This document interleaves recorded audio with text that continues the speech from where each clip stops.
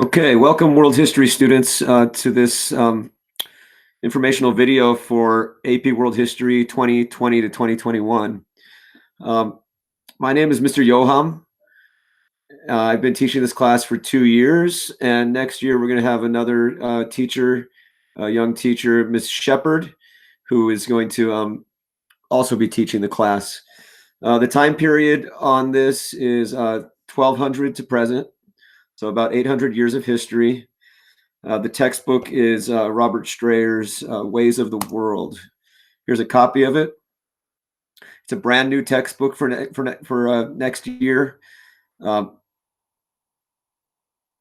It just got approved within this week. So the last textbook we had covered 10,000 years and more of history.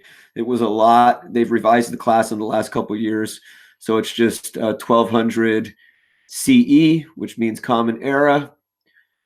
They used to call it AD, and this is it. Okay, so the most important thing with this video is this Google Classroom code.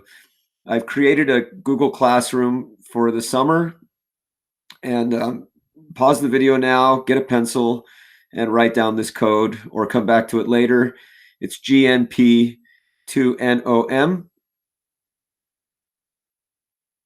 Okay, and on this Google Classroom, I am going to be posting things throughout the summer. Nothing on this website is required for the school year. There will be students who don't do anything and just join the class, and they'll be fine. But if you do want to get a head start on the school year, I'm going to be posting a lot of informational videos over the course of the summer. Some of them from me and some of them from other people. So this is the most important thing, to get regular updates. Okay, the course is broken into 9 units, and this represents the chronological period in history over here. And on the far right, we have the percentage of the exam that's going to be taken from this. So it's the first 5 units will be the first semester. The first one, the global tapestry, gives you kind of a big overview of history at the time, what's going on. Especially religion. Religion is very important, but also politics. And then trade and networks of exchange in this period. So this will take probably August and September. And then September and October will be into land-based empires and transoceanic connections. This is a really long unit, number 4, 3 and 4 together. And that covers a 300-year time period. And then in November and December, we'll be on revolutions. So the next period is a bunch of revolutions: the French Revolution, the American Revolution, the Haitian Revolution. They usually call these, some of these, the Atlantic revolutions, the one in the Americas, and then all the revolutions in Latin America. And then later will come the Industrial Revolution. Okay, then after that, second semester, we'll be looking at the consequences of industrialization, which is kind of the rise of European imperialism and militarism, and colonization of places like Africa and the Far East. Unit 7 is on World War I and World War II. And then Unit 8 is on the Cold War decolonization, which will deal with communism. And Unit 9 is on globalization, which would be, so first 5 units will be the first semester. That's chapters 1 through 9. It's about, one unit takes anywhere between 3 and 5 weeks, depending on how long the unit is, how big it is, and anywhere between 2 and 3 chapters per unit. Unit 1 has a lot of chapters, like 3 chapters, because it's trying to cover a lot of territory. Second semester will be chapters 10 through 15. The AP exam is at the end of the year in May. It's on May 10 next year. And so for April and May, we'll be reviewing for the exam. This may be a little bit different in Miss Shepard's classroom, but it'll be roughly the same. pretty close anyways in terms of what we're covering. All this material will come from the same, at least what the units are, it comes from the AP College Board. All right, now just about the exam. The exam is pretty difficult, but if you pass the test, it will count as an A. Well, at least this is a new principle, but we'll see what happens. In the past, if you pass the exam, we submit a grade change, and they'll change your grade for that semester to an A retroactively. Okay, so the way that my classroom breaks down, and I'll put this on, Miss Shepard once she may create her own Google Classroom for the summer. Right now, she's a co-teacher on the Google Classroom that I've created with that code that was earlier in the video. But the way that I'm basically breaking it down is something like this. The writing part of the AP test is 60%, and the multiple choice section is 20%.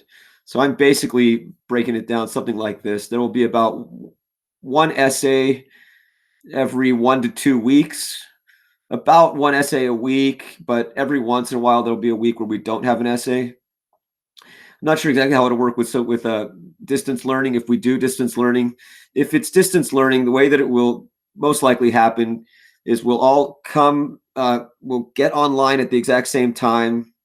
I'll go live with the AP, with the essay prompt, and then you should finish it and turn it in by the end of the hour. There will always be time for redos, but the practice of doing it within the hour is important, and that will be worth points. Then I want you to keep a notebook throughout the course of the year, and this will be about 10%. This is kind of like homework. If you start to take notes on the videos over the summer, if you go online, look at a video, take out your notebook, take notes, put in what's the unit, what's the topic, write down the key content, but also ideas. That will give you a big head start on the school year. And then when you're actually in the school year, we're on that unit, instead of having to start the notes from scratch, you could review your notes, add to your notes, watch a different video, look at the textbook for additional information that you could put into your notes. So I'm not sure whether it'll be 40 or 50% yet. And I'm not sure if this will be 20 or 30%. So depending on how this goes, if this is 50%, this will be reduced. This still doesn't add up to 100%, it adds up to 90, but something like this. And then tests and quizzes. Tests and quizzes, it could be that these are 15%, but it's not going to be a huge amount. And you look for a unit test about every 3 weeks, depending on how long the unit is, 3 to 5 weeks. These are multiple choice tests that could also have some short answer questions. Okay, so the summer, some teachers give summer projects for their students. Some teachers don't believe in it, and they have strong opinions both ways. I am generally not in favor of a summer project that is punitive or mandatory. So this is going to be optional. If it were me and I had the time throughout the school year or throughout the summer, and I'm, I don't know how if they're going to open up the economy in the summer, if your parents are going to want you to go out all the time.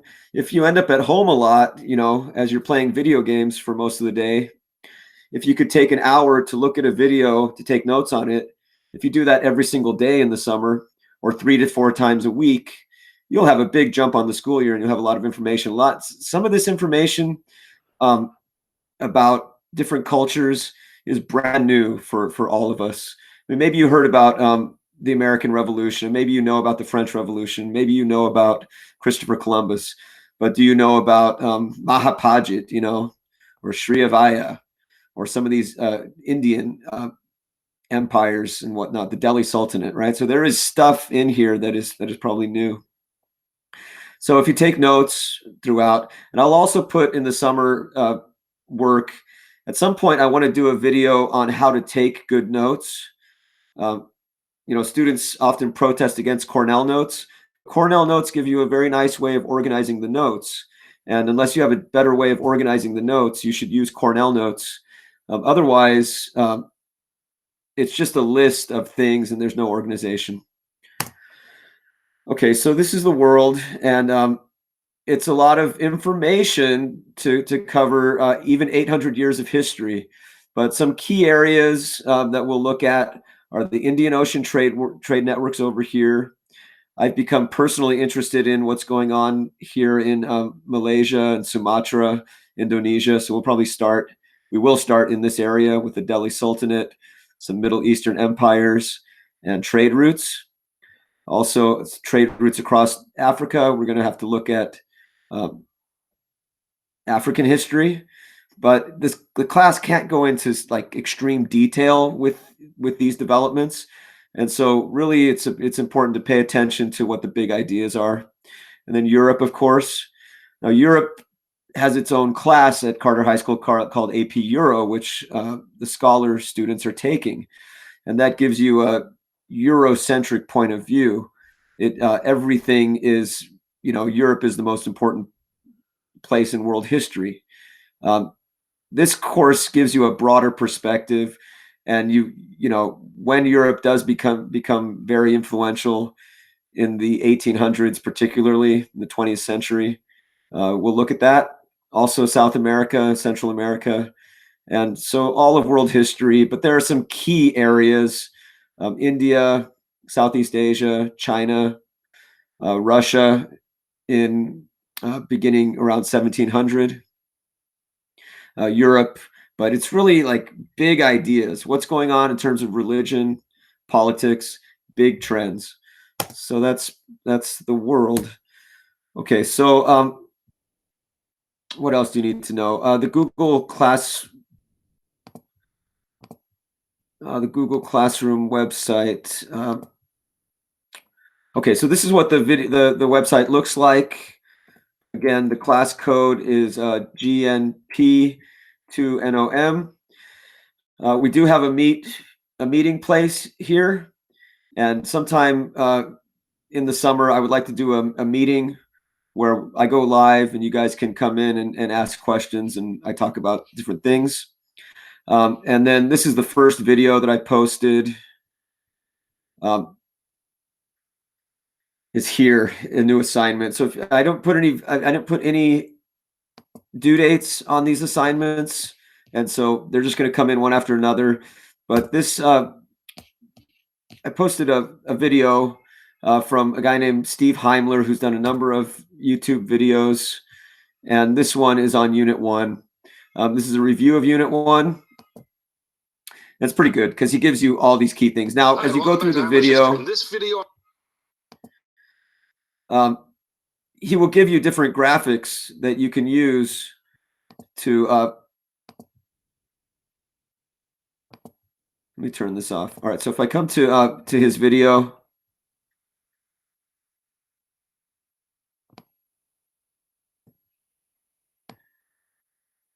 right, so he covers all the main things. The problem is he talks a little fast, and so if that's the case, there are many other videos that he's made on each particular unit. I think I might post those next week. But so for example, Delhi Sultanate right here. Write that down as you're taking notes. What was it? Why was it significant? How did they maintain power? And he gives you all, not everything, but it gives you some real big things that are happening in Unit 1. And it's a great resource. The AP test changed last year. Heimler went through and made all these videos. He's a teacher that teaches remotely. He teaches homeschool students anyways.